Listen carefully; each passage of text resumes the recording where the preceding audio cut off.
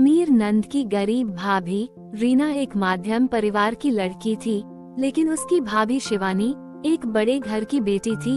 शिवानी की शादी अभिषेक से लव मैरिज थी। अरे भाभी, ये कितना अच्छा सूट पहना है आपने। काश ऐसा मैं भी पहन पाती। अरे क्यों नहीं रीना, वैसे भी तुम्हारा और मेरा नाप तो एक ही है, जब मन करे पहन लेना। भाभी, आपको आपके पापा ने कितने अच्छे कपड़े गहने दिए हैं। मैं उनकी इकलौती बेटी जो हूँ। बेटी तो मैं भी इकलौती हूँ, लेकिन क्या करे, पापा है नहीं, पता नहीं कैसे होगी मेरी शादी। वहाँ शिवानी की सास आ जाती है। अरे क्यों नहीं करेगा भाई तेरी शादी धूमधाम से, आखिर जिम्मेदारी है तो उसकी। और वह दिन भी आ जाता है जब रीना की शादी तय हो जाती है। अभिषेक, क्या हुआ? आप इतने परेशान तो कभी नहीं दिखे। कोई बात है तो बताइए मुझे। अरे शिवानी, वैसे तो शादी का सारा इंतजाम हो गया है, लेकिन गहनों का रेट तो आसमान छू रहा है। कैसे क्या करूं, कुछ समझ में ही नहीं आ रहा। थोड़ी देर में शिवानी अपने पूरे गहने अभिषेक के सामने रख देती है। ये लीजिए, गहनों का इंतजाम भी हो गया। अरे नहीं नहीं शिवानी, मैं ये गहने किसी हालत में भी नहीं ले सकता। ये तुम्हारे पिता ने तुम्हें दिया था, और तुम हो कि। तभी वहाँ सास आ जाती है। अरे तो क्या हुआ, इसकी तो हो गई ना शादी, अब किसे दिखाने हैं इसने गहने? गहने का डिब्बा शिवानी के हाथ से लेकर वहाँ से चली जाती है।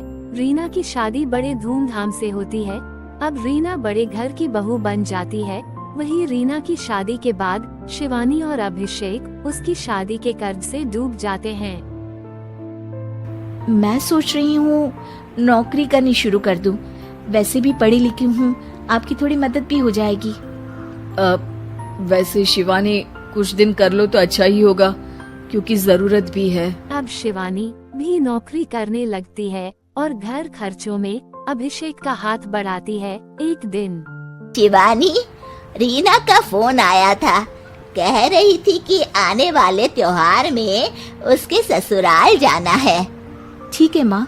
अरे ठीक तो है, लेकिन एक काम कर लेना, उसके सास ससुर से लेकर पूरे खानदान के कपड़े मिठाइयाँ सब ले आना, और हो सके तो रीना के लिए छोटे से कान में पहनने के बूंदे भी।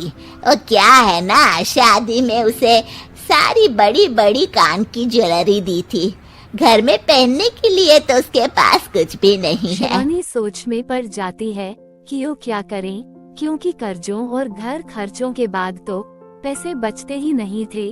शिवानी अपने पिता को फोन करती है और उनसे पैसे मांगती है। देखो शिवानी, मैंने तुम्हें शादी के वक्त ही मना किया था कि ऐसे घर में शादी करनी ही नहीं चाहिए।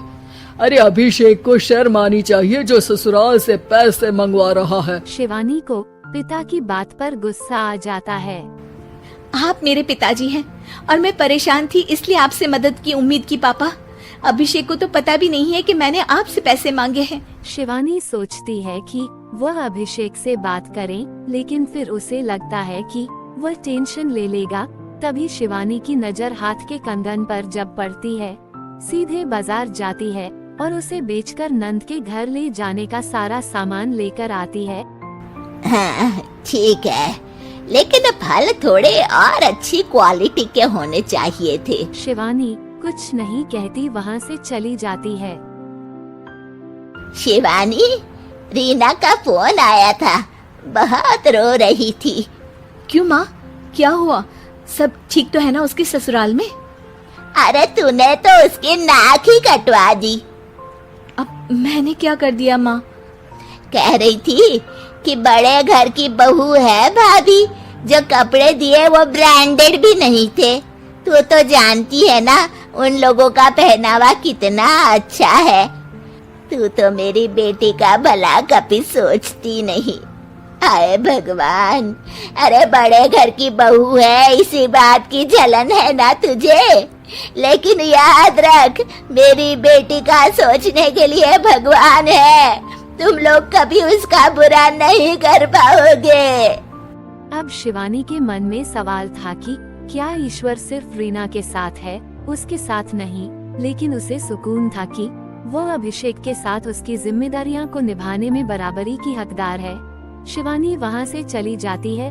वो सास से कुछ नहीं कहती, क्योंकि अमीर घर की बहू बनकर रीना को भले ही सुकून ना मिला, लेकिन गरीब घर की बहू बनकर शिवानी खुश है, क्योंकि खुशी पैसों पर नहीं परिस्थितियों पर निर्भर करती है।